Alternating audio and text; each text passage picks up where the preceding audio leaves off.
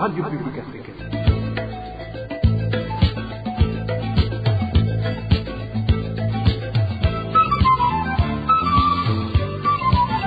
Radio Publique Africaine.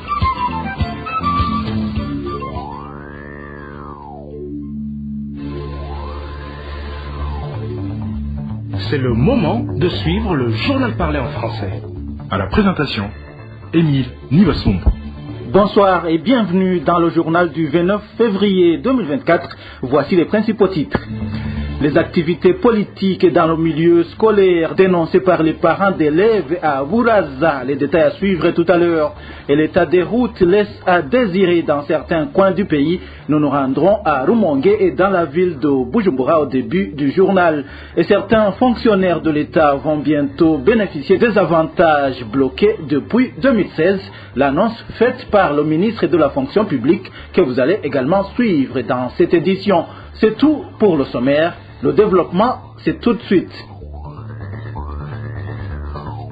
La circulation a été perturbée depuis ce matin sur la route nationale numéro 3 Bujumbura-Makamba suite à l'effondrement du pont de la rivière Gitondwe.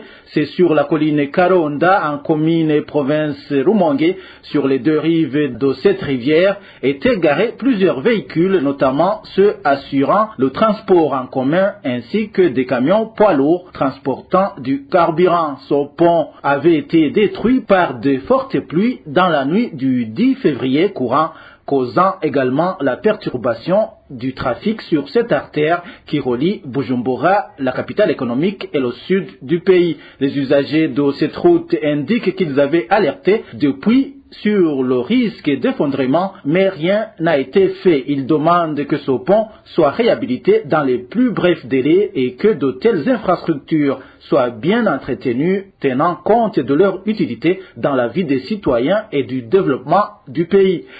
Puisque nous parlons de route, la route qui mène au port de Bujumbura en passant tout près de l'entreprise Braroudi vers le quartier asiatique est très inondée. La population qui emprunte ce tronçon fait savoir qu'à part que le passage est bloqué sur un côté, même les maisons environnantes risquent de s'effondrer si rien n'est fait dans l'immédiat. Le point avec Elvis Nyomongere. Cette route qui va vers le port de Bujumbura dans le quartier asiatique en passant tout près de la Blahoudi est pleine d'eau pour le moment. Cette route est presque impraticable et l'un de ses côtés n'est plus utilisé. Les usagers de cette route indiquent que le gouvernement ne se soucie presque pas de son état à voir le temps qu'elle vient de passer dans une telle situation. La route est détériorée. Nous, en tant que citoyens ordinaires, nous constatons que notre gouvernement ne se préoccupe de rien. Ceci du fait que cette route qui va vers le port de Bujumbura, c'est une route qui est plus utilisée par la population et qui joue un grand rôle dans le développement du pays. Mais jusqu'à présent, cette route est pleine d'eau presque partout. Si tu l'empruntes en provenance de l'entreprise de Brahoudi, tu dois passer par le côté droit de cette route. En plus, comme c'est tout près du lac Tanganyika, la plupart des gens qui exercent des travaux ont dû les suspendre. C'est le cas de Safi Beach et autres. Tout cela du fait que cette route n'est plus praticable. Les véhicules n'utilisent qu'un seul sens, ce qui justifie les embouteillages qui s'y observent souvent. Insistant sur l'état de cette route, la population qui emprunte son tronçon demande au gouvernement de montrer qu'il se préoccupe réellement des problèmes qui rendent la population à réhabiliter cette route. Dans le cas contraire, selon la population, demain, même les maisons se trouvant dans les environs de la dite route ne seront pas épargnées.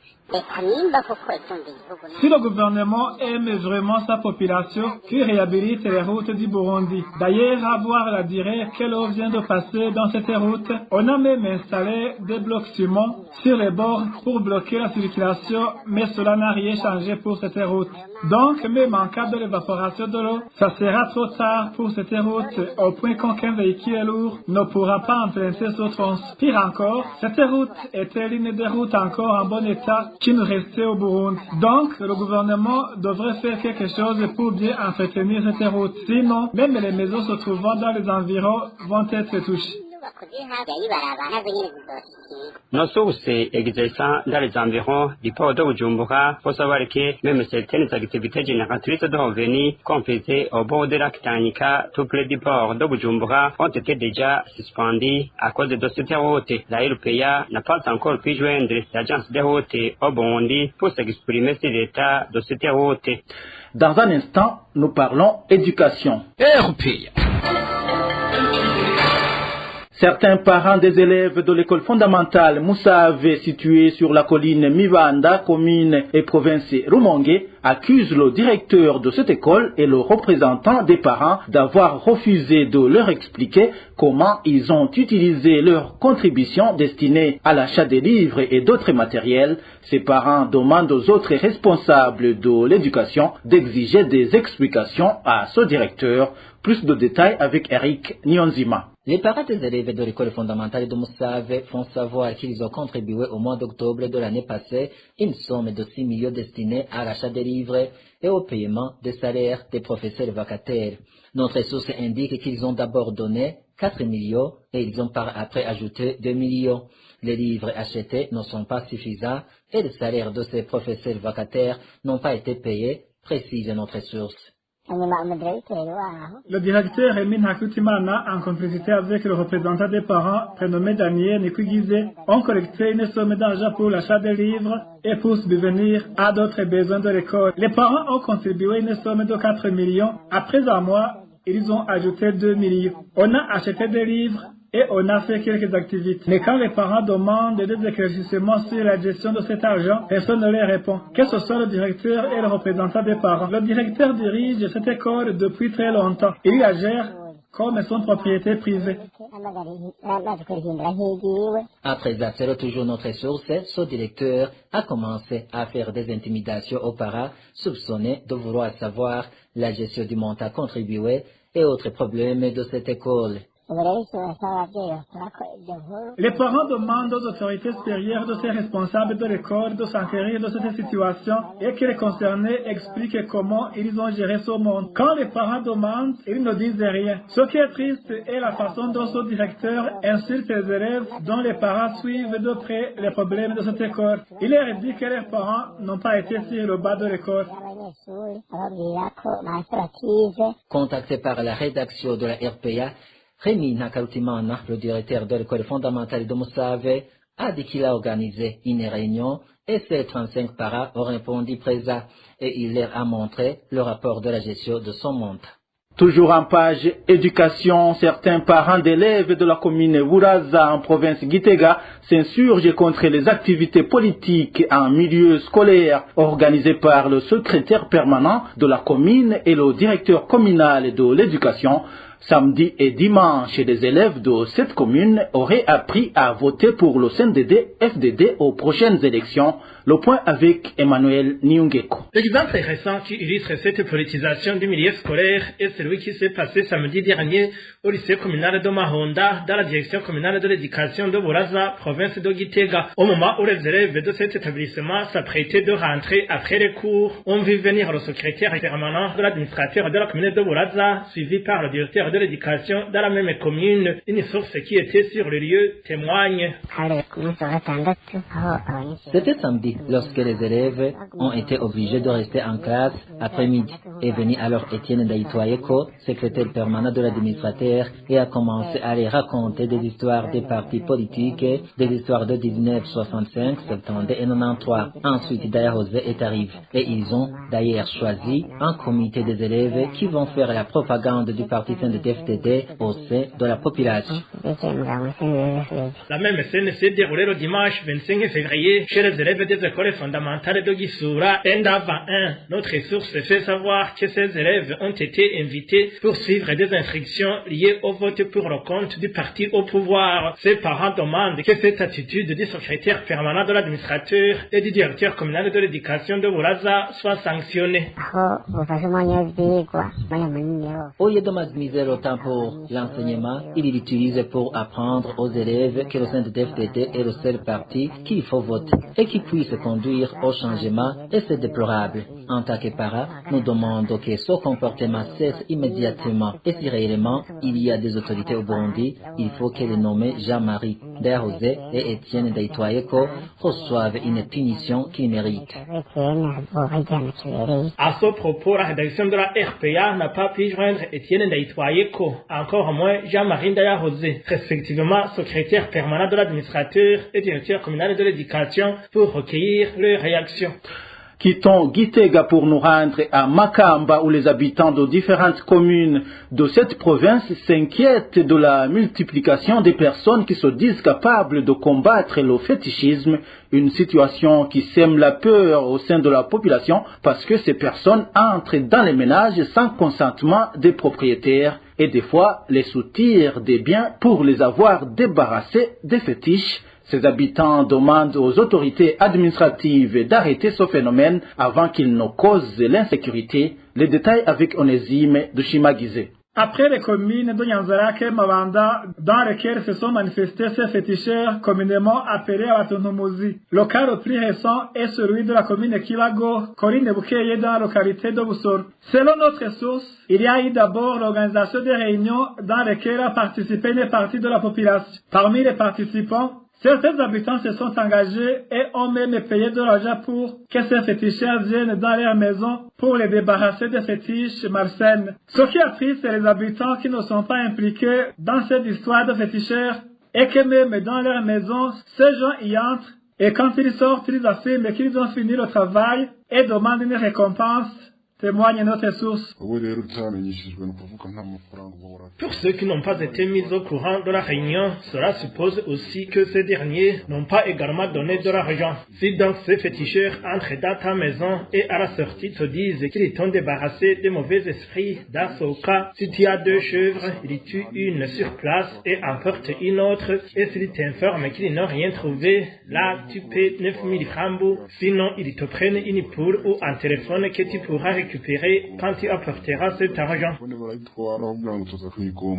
Les habitants indiquent qu'ils sont incapables de refuser car ces féticheurs viennent accompagnés par des imbonerakure, poursuit notre source.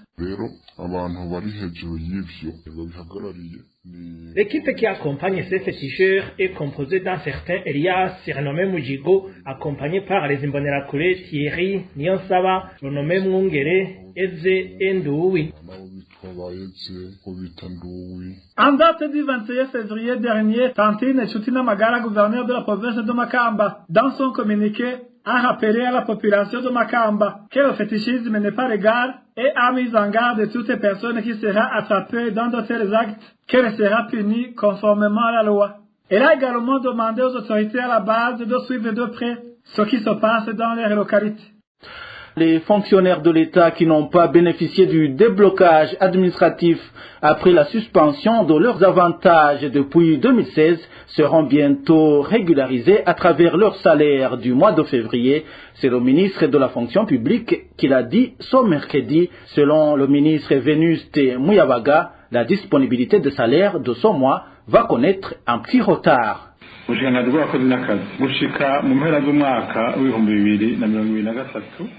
la fin de l'année 2023, le ministère de la fonction publique avait identifié 1671 fonctionnaires qui n'avaient pas bénéficié du déblocage administratif et d'avancement. Au mois de janvier 2024, le ministère a pu régulariser 80% des cas. Pour le reste, nous avons également fini de les régulariser. Ils vont le constater lorsqu'ils recevront leur salaire de ce mois de février. Je profite de l'occasion pour appeler tous ceux qui vont constater qu'ils n'ont pas été régularisés à nous informer dans les brefs délais à travers nos représentants au chef-lieu des provinces.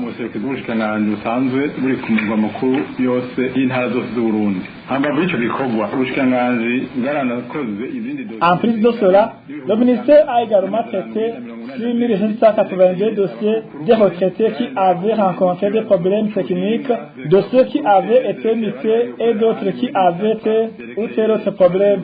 Tous ceux-là ont été également réhabilités. Nous leur avons récemment demandé de nous préciser leur compte bancaire pour savoir exactement où transférer l'argent. Le ministère de la fonction publique informe aussi les fonctionnaires qu'après la descente sur le terrain de la commission du bureau du Premier ministre pour vérifier les employés fictifs, il a constaté que 303 fonctionnaires étaient au service.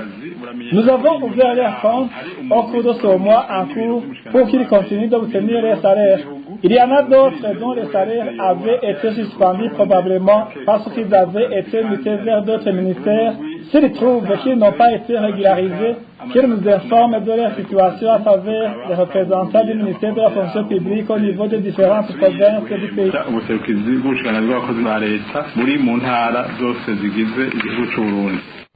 Voilà, c'est le ministre de la fonction publique, Vénuste Muyabaga.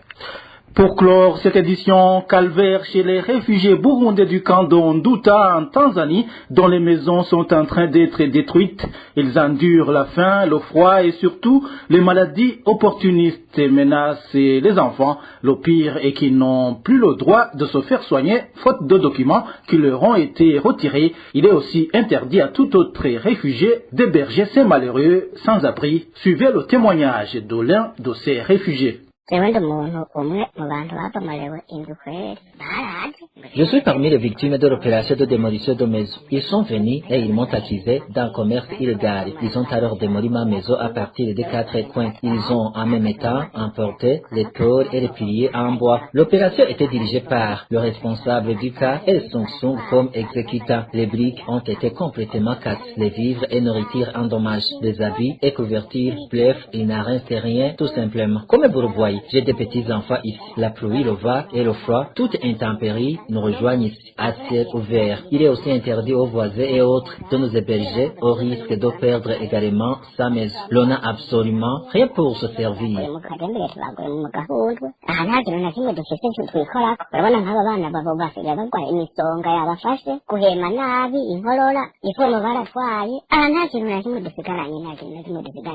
Ces enfants sont déjà atteints de maladies pneumoniques, mais nous n'avons pas le droit de se faire soigner puisque l'on nous a pris le document de statut de réfugié. Voyez vous-même, les jambes et les pieds commencent à gonfler. Nous vivons tout un calvaire et l'on n'a personne à se confier. Il nous faut que nous rapatrier par force. Ce Burundi lance un appel au HCR et aux autres organisations internationales de les secourir afin que leurs droits soient au moins assurés. Ils s'insurgent ainsi contre le rapatriement forcé à travers des menaces et mauvais traitements.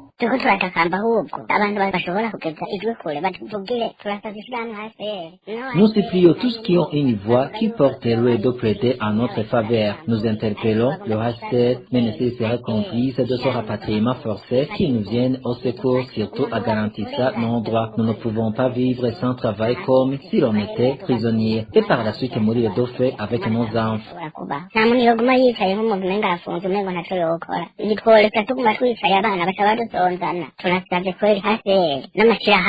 Et alors, comme cherche un autre endroit favorable au lieu d'entretenir un rapatriement forcé,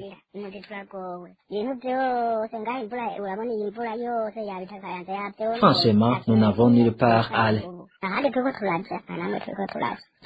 Les maisons de plus de 6 familles ont été détruites en 2 semaines. Et c'est par ici que nous mettons un point final au journal du 29 février 2024.